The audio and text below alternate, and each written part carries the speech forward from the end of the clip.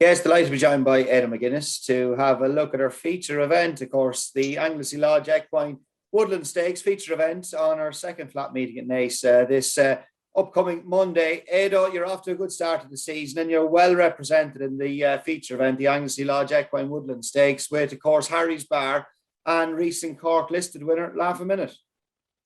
Yeah, look, we've two very nice horses for the race, and look, I suppose I'm lucky that I have two horses like that caliber to run in races like this. And listen, it's a great race. And a few years ago, I used to come to Naas and say I'd love to have a horse able to run in them races. Now I've two of them, which is brilliant, you know.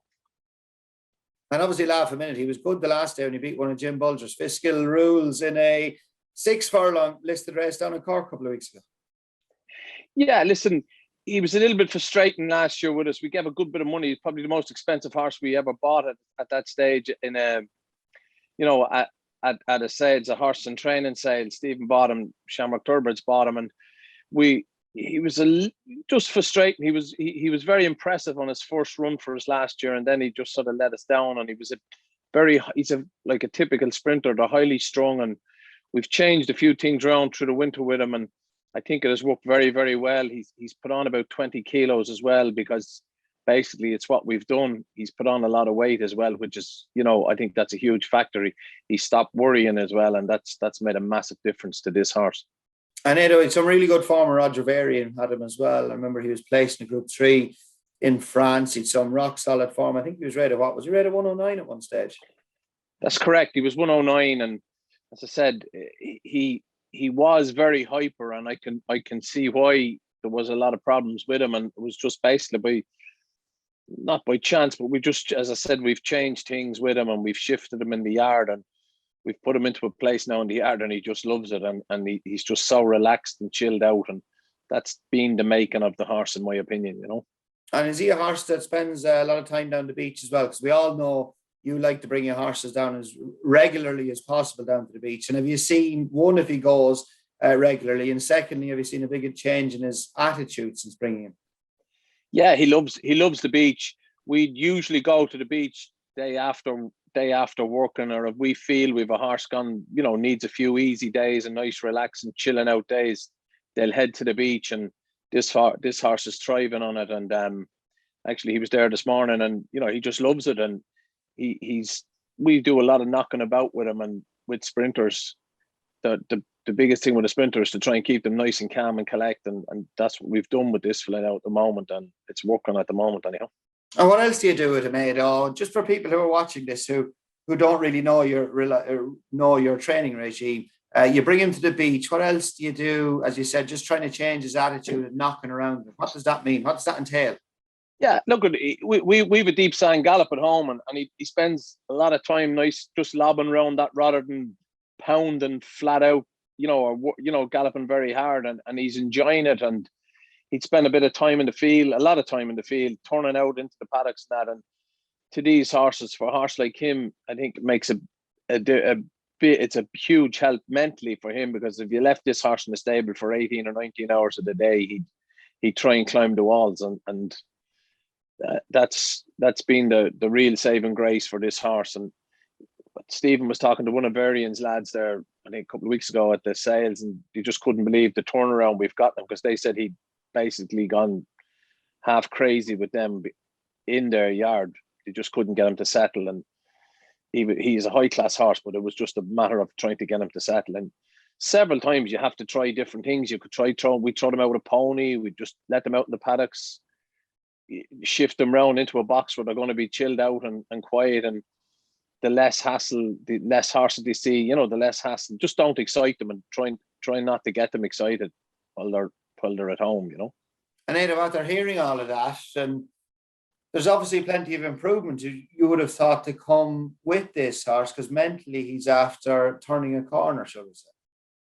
Yeah, I watched him at the end of the year this year. I remember saying to the lads in the yard, I said, I just couldn't believe the size of him. He'd muscled up a lot, and he was he was just quite light when we got him, and he was light. It wasn't because he was trained very, very hard. He was light, in my opinion, from worrying. Like, if you have a horse that worries a lot, he won't thrive. And this horse is just, he's eating now, he's out and he's eating, and he's fit, and that's to me, and he's healthy, which is another very important thing. And to me, that's the most important part for him. And he's, as I said, he's 20 kilos heavier than he was this time last year. And to me, it's, he's muscled up and he's turned it all into muscle now. And he's quite powerful. And I think there's a lot more to come from this horse. Okay, the handicapper obviously thinks that was one of his career best efforts the last day, because he went up from 98 to 106, so he got an 8-pound rise in the official ratings. There's only one rated higher than you, and that's Make a Challenge off a £4 higher market. Yeah, and look at Dennis's horse did always say he'd want a little dig in the ground. You could say the same about mine, but we worked him the other day now on grass, and he was very good. And Rona Whelan rode him in a piece of work for me the other day, and he said, God, he gave him some feel, and I'm quite happy. And we beat Make a Challenge the last day, and I can see no reason why we can't beat him again this day. Good stuff. First time running over the trip though, 5 furlongs, don't worry. Yeah, he's sharp. Look, it's very sharp. But then you'd say in Cork at the 5 furlong marker, he had them all well stuffed as well. And it's Cork 5 is a lot fast. Cork track, the 6 in Cork is nearly the 5 in Naas is nearly as stiff as the 6. As easy as the 6 in Cork. So I don't think of any worries. I think it'll be fast and furious, but it'll be all about a horse going staying in the end. This fella will stay on. Yes, exactly. He's entered in the Greenland Stakes as well. That's back over 6 furlongs, the Corriguineas weekend. That will be obviously the next step. Hopefully, if all things go well, with both he and Harry's Bar, both of them in the Greenland Stakes. That's the next target. Yeah, and we were looking. Harry is well marked. Like, Harry's only 100 on the grass, and we were sort of saying, look, we'll try and protect it and go back for a big handicap. But I just sort of said, when I looked at the race, the other day, I sort of said, listen, we have to enter this horse in this race and go. And Harry's form is, he was a little unlucky in Lingfield. We ran him in Lingfield Good Friday, and Holly was drawn 12-12, which is a disaster of a draw down there. And, she got thrown wide. He was beaten just a little over 2 lengths. Flying home, he was nearest at the finish, which was very encouraging. And to me, like, he was the best horse in the race. I think to anybody, he was the best horse in the race. So, like, that gave me great confidence. And the horse that beat him in Lingfield won the Group 3 in Newmarket the other day, Summergan. So I'm very hopeful that, the two of them, he'll be equally as good. I don't know what way we'll separate him.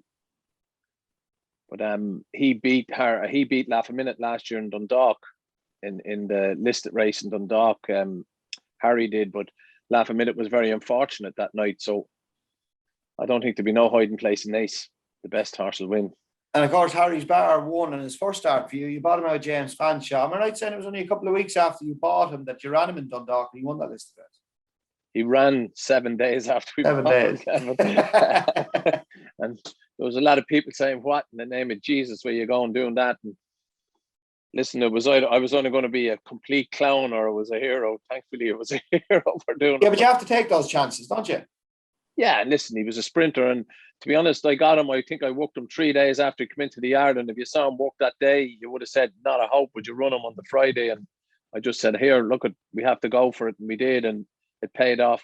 And, look, when you do these, I know James Fanshawe said he had just been cantering for a few weeks. And to me, sprinters, it's quite easy to keep them fit once you get them fit. And that's, in all fairness, that night he won the listed race. James Fanshawe would have had all the hard work done with him, Yeah, good stuff. Again, he's a bit like Laugh a Minute. It's his first run over 5 furlongs, but going back to same applies really about what you said about Laugh a Minute. The stiff 5 Naas will help him. Yeah, and I think Harry has won over 5 back when he was handicapping in his handicapping days. But listen, I think he's a very high class horse, and I'd be very hopeful. I did get onto the handicapper one night in Dundalk when he won the last day. He put him up £3 on the grass, and he left his all-weather mark. And I said, how can you put him up £3 on the grass, without seeing him run? And when he looked at it, he always said he shouldn't have been at 97 at night, and he put him back up to 100. And I was sort of challenging him over it, and then he says, for this horse could be anything on the grass when you look at his form. So I think he will handle the grass, and he's a high class horse, and as I said, he's enjoying life here in the yard, and hopefully he'll be competitive. Good stuff. Tell us about the Shamrock Thoroughbreds Wallenball horses. Yeah, Stephen, who's my assistant, he set up Shamrock Thoroughbreds. It must be 5 or 6 years ago, and it was through our, what would I say, yard sponsor Bart O'Sullivan, who was the late Bart O'Sullivan. He got involved with Stephen, and just I had known Bart for a number of years, and he got involved in it as well. And it was just through we bought, I think it was Master Speaker was the first horse we bought, and he was very lucky for us down in Dundalk, and it just sort of tumbled up from, it spiraled from there, and we bought a couple others, and they've done well. And Stephen runs a great shop. It's what I say.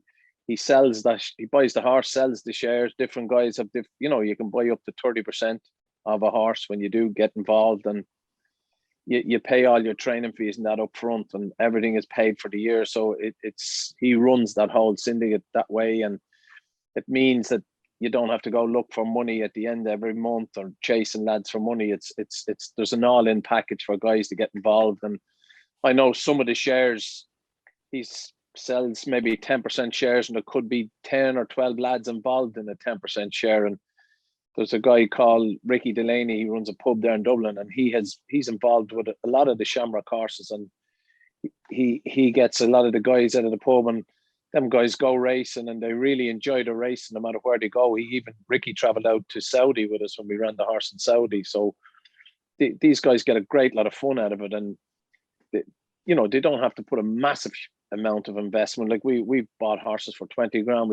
He's bought horses for 100 grand and syndicated them. And as I said, the club it's for everybody. You don't have to be, you don't have to have a puck of money to get into it at any stage. And it's working very well. And he does a great job. Like, there's a lot of hard. It's not an easy job to go to these horse and training sales and buy these horses. And a lot of the times when you go to them sales, you're buying other people's problems. But we do a lot of research into the horses and that, and checking them out, making sure they're sound, veterinary problems and that. And as I said, it's working, and it's working very well. And he does a great job. And it's a great way of getting involved, isn't it? Because you're buying form horses, proven horses. Some of them might have slipped down the ratings a little bit, but at least they have the ability. So it's just to try and freshen them up and iron out any little issues they've had along the way. But it's a great way of getting involved in syndicate ownership. How, if there was someone watching this now, Ed, how does somebody get involved or get in touch with you about getting involved? I have a website there. Stephen has a website, Shamrock Thoroughbreds website. He's up on Twitter. We do a lot of networking on Twitter and Facebook, and he's a Facebook page as well. So you just make contact with him, and he'll send you on the details of what horses that are there to, what's available. And it's very simple to get involved in it. And as I said, a guy, 10 lads could buy a 10% share. And we just deal with one guy off the 10% share, but they're all still treated as owners. Before lockdown, we'd had several trips down from lads that were only 10% owners with the horses, and they come down and they go up to the gallops, see the horses on the gallops. They've had great times, and we sort of dicky out the parade ring as best we can as regards for tickets and that, and we be as fair as we can, and lads really, really enjoy their days racing.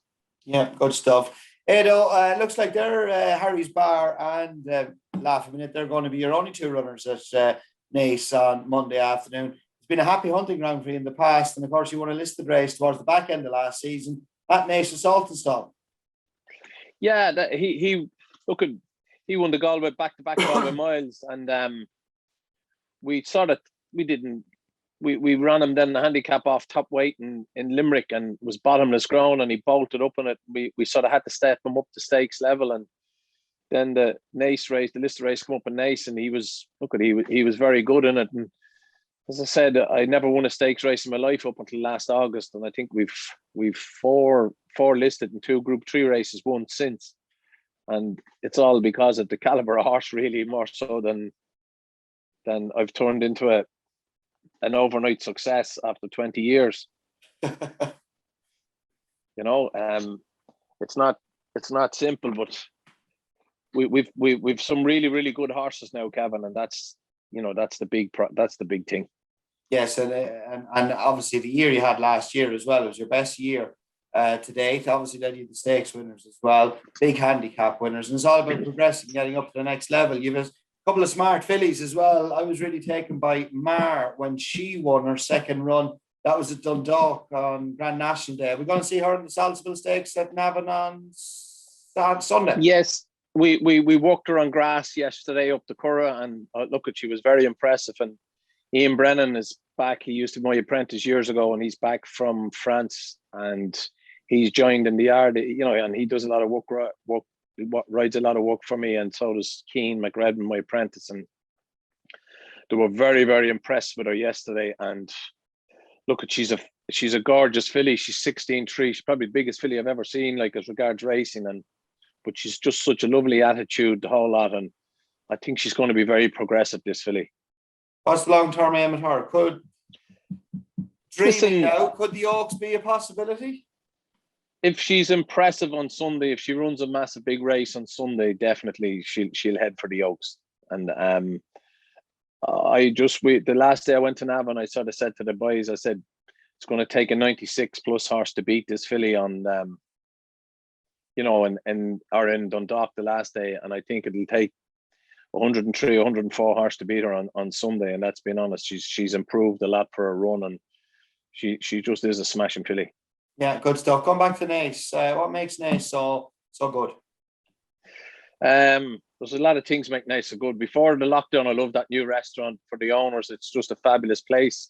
You can go up there, you get a really, really good bite to eat in it, and you can see the race. Any owner that has ever gone to Naas loves coming back, and the new stand is, it's fabulous. The track is very, very fair. There's no hard luck stories. Never had a problem. The ground is always perfect in it, and you're always treated really, really well. And it's just a very good track to go to. And since lockdown, I got a nice bite to eat in it there a couple of weeks ago after coming back from the flat meeting at a Lillian Wilds. And believe you me, I had a Sunday lunch nearly in a roll that day coming home, and it was just gorgeous. And the food, and it was top class from what you would be getting in some of the places as regards through the lockdown. This was it was gourmet food, like on a Sunday afternoon. So it's top class. Yeah, it's excellent, because obviously you're showing it there in that you obviously went down well. Not that I can be talking either. No, Kevin, that's like Kevin Walsh's company. It's absolutely fantastic, isn't it? Yeah, no, it's brilliant. It's top class, and listen, a lot of the place you go, you just get a sandwich or a cup, and it's so hard. Like, you get a sandwich or a cup of tea or something, but it's just different gravy now compared to the rest. Yeah, you knocked me out of the queue the last day. I had a hard job knocking you out of the queue, Kevin.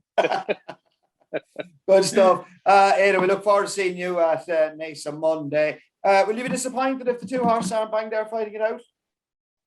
Yeah, look, of course I will. And listen, you'll be always disappointed coming back from the races when you have a horse that's fancied runs bad, and that's been honest. So I will be disappointed if the horses aren't there fighting it out. I'll be very surprised if one of them isn't there. I think, like, looking back, I know there's a couple of 3-year-olds. It's hard for 3-year-olds to win sprints at this time of the year, even though they get the weight allowance, just taking on them older horses. And, you've Dennis's horse, who in my opinion is probably not a 110 on very fast ground. So other than that, I'm not too worried. Like, Johnny's horse is there as well. But no, I think my two horses will take, they'll run big races on Monday. Yeah, great stuff, Ado. Well, thanks for joining us this afternoon, and best of luck with the two horses next Monday in our feature event, the Anglesey Lodge Equine Woodlands Stakes. And don't eat too much of Kevin Walsh's Lily and Wilds.